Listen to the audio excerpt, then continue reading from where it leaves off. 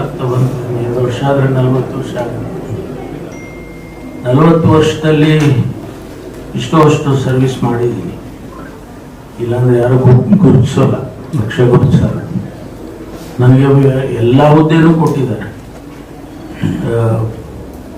ಅಧ್ಯಕ್ಷ ಸ್ಥಾನದಿಂದ ಹಿಡಿದು ನನಗೆ ನಮ್ಮ ಪಕ್ಷದಲ್ಲಿ ವರ್ಕಿಂಗ್ ಕಮಿಟಿ ಅಂದರೆ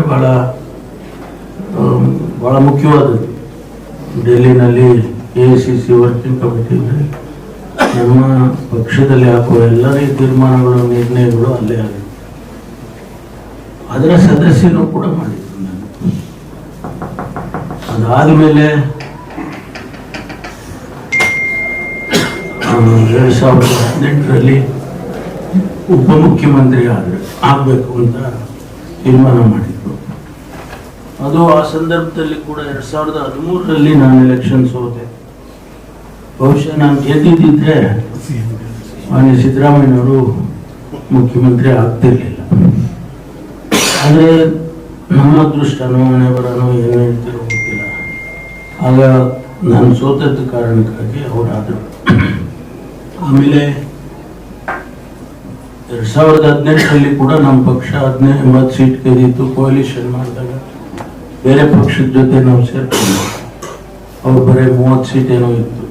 ಆದರೂ ಕಾರಣಾಂತರದಿಂದ ಅವಾಗ ಕುಮಾರಸ್ವಾಮಿ ಅವರಿಗೆ ಮುಖ್ಯಮಂತ್ರಿ ಮಾಡಿದ್ರು. ಅವತ್ತು ನನ್ನನ್ನು ಮಾಡ್ಬೋದಿತ್ತು, ಆದರೆ ಯಾವುದೋ ಕಾರಣಕ್ಕಾಗಿ ಅವಾಗ ಮಾಡಿದ್ರು. 2ನೇ ಸರಿನೂ ಮಿಸ್ ಆಯಿತು. ಮತ್ತು ಈ ಬಾರಿ ಪ್ರಯತ್ನ ಮಾಡಿದೆ. ಈ ಬಾರಿನೂ ಆಗುತ್ತೆ ಅಂತ ವಿಶ್ವಾಸ ಇತ್ತು. ಬಟ್ ಯಾವುದೋ ಕಾರಣಕ್ಕೆ ಪಾಲಿಟಿಕ್ಸ್ ಗೊತ್ತಲ್ಲ, ಪಾಲಿಟಿಕ್ಸು ಬೇರೆ ಥರ ಅಲ್ಲ, ಅದು ತೀರ್ಮಾನಗಳು ಹೇಗೂ ಆಗುತ್ತೆ. ಸೊ ಹಾಗಾಗಿ ಉಪಮುಖ್ಯಮಂತ್ರಿ ಸ್ಥಾನವನ್ನು ಕೊಟ್ಟಿದ್ದಾರೆ. ಜವಾಬ್ದಾರಿ ಸ್ಥಾನ. ಹೆಂಗಂದ್ರೆ ಹಂಗೆ ನಡ್ಕೊಳೋಕ್ಕಿಲ್ಲ ನಾವು. ರಾಜ್ಯದ ಜನ ನಮ್ಮನ್ನು ಗಮನಿಸ್ತಾರೆ. ನಾನು ಯಾವಾಗಲೂ ಹೇಳ್ತಾ ಇರ್ತೀನಿ ನಮ್ಮ ಕೊಲೀಗ್ಸಿಗೆಲ್ಲ, ನೋಡಪ್ಪ ನಮ್ಮನ್ನು ಜನ ಮ್ಯಾಗ್ನಿಫೈಯಿಂಗ್ ಗ್ಲಾಸ್ ಹಾಕ್ಕೊಂಡು ನೋಡ್ತಿರ್ತಾರೆ, ಹುಷಾರಾಗಿರ್ಬೇಕು. ಆ ರೀತಿ ಇವತ್ತು ಭಾಳ ರೆಸ್ಪಾನ್ಸಿಬಲ್ ಇರ್ತಕ್ಕಂಥ ಜಾಗ. ನನ್ನ ಪ್ರಯತ್ನ ನಾನು ಖಂಡಿತವಾಗಿ ಮಾಡ್ತೇನೆ. ಮತ್ತು ನಿಮಗೆಲ್ರಿಗೂ ಕೂಡ ಯಾವುದೇ ರೀತಿ ಒಂದು ಬರದ ಹಾಗೆ ಸರ್ಕಾರದಲ್ಲಿ ನಾನು ಕೂಡ ನಡ್ಕೊಳ್ತೀನಿ.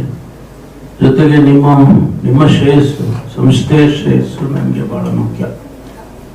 ಒಂದು ಹಂತದಲ್ಲಿ ನಾನು ನಮ್ಮ ಹೈಕಮಾಂಡ್ ಅವ್ರಿಗೆ ಹೇಳಿದೆ, ನನಗೆ ಸಾಕು ಮಾಡಿಬಿಡಿ, ಕೊಡೋಕ್ಕಾಗೋದಿಲ್ಲ ಅಂತ ಹೇಳಿದ್ರೆ ನನಗೆ ಭಾಳ ದೊಡ್ಡ ಕೆಲಸ ಇದ್ದಾವೆ, ನಾನು ವಾಪಸ್ ಹೋಗ್ತೀನಿ ಅಂತೇಳಿ ಕೂಡ ಅವ್ರಿಗೆ ಹೇಳಿದೆ.